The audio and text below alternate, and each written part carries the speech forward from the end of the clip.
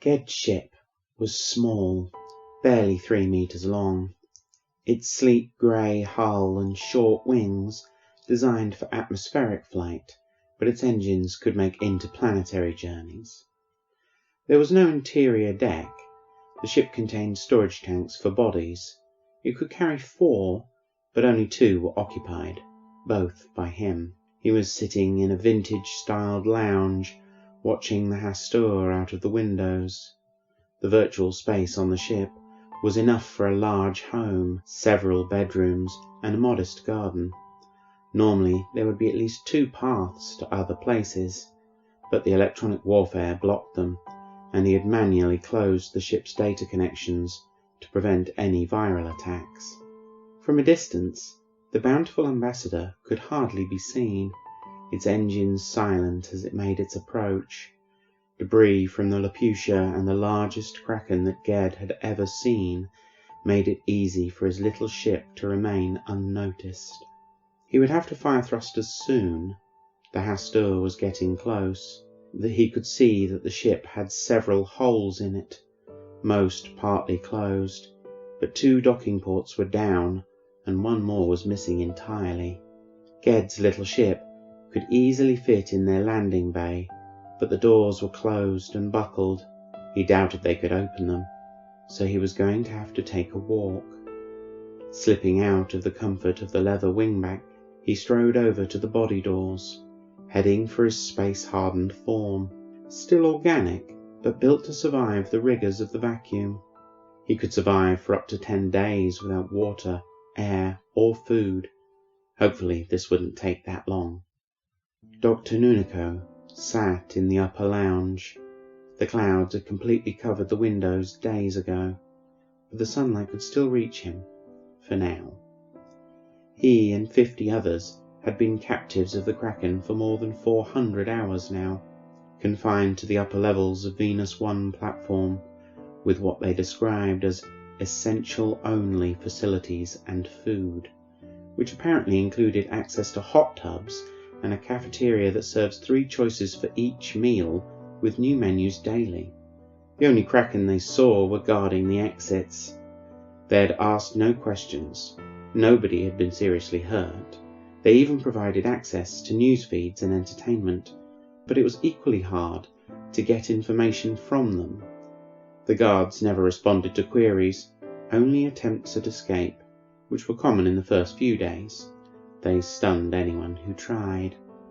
His smoothie was almost empty, and he was considering watching a movie next, take his mind off the sinking of the station. But his thoughts were interrupted when the elevator doors opened. The top 3 floors of the station have stairs, which the Kraken allowed them to use, but the elevator was strictly guarded. Only the Kraken could use it, and they never did, staying at their posts without relief. Beyond the doors was a woman, not a Kraken. He couldn't tell which were which with them. This woman was humanoid, draped with fine clothing, though her arms and legs were visible, as was her elegant neck and face. Her skin was as shiny as a mirror, reflecting the room's pastel colours and the look of shock on Nunico's and half a dozen other faces. Her movement was a dance, sweeping her into the room and directly for Nunico, still getting up from his chair. She was a head taller than him, her hair swirling around. He could see she was wreathed in thin clouds, swirling over her body and face, the same clouds as Venus. "Come with me, Dr. Nunico. It is time to go." Her voice seemed to echo in his ears for a moment, during which she swept to turn, her hair revealing 2 long, slender tendrils, which curled about his back and began to guide him toward the elevator. Seemingly by themselves, his legs began to march along with her. The bountiful ambassador came to a stop, 10 meters from the Hastur, its torn belly directly below. Ged had detected several power spikes from their reactor. They were trying to get it back on, but it had not yet been successful. Stepping out of the storage pod and straight into space, Ged fired his thrusters, approaching the largest hole in the hull. There was a thin layer of utility nanites over the hole, trying to keep the air from escaping. It took only moments to reach it. His feet equipped with magnetic coils, he could stand and walk on the exterior. As he approached the hole, Ged peered through, but there was nobody in the room beyond a cargo storage room. Placing his hand on the hull, he tried calling them, transmitting his signal directly to the hull. The jamming couldn't stop it. "Crew of the Hastur, is anyone there?" Captain Cozy rushed to the comms panel. It had been online for hours, but the jamming had prevented any messages getting through. But this signal was clear. He opened a channel and responded. "This is Captain Cozy. Who am I speaking to?" "My name is Ged, license number 88V4-11827. The computer dutifully looked up the registry. It was an 88, a bounty hunter, he knew that, but the computer confirmed he was a UNS licensed hunter. What he would call a warship for was beyond him. "You are a bounty hunter?" "Yes, but I have been hired by Angel Sava to find her and bring her to safety."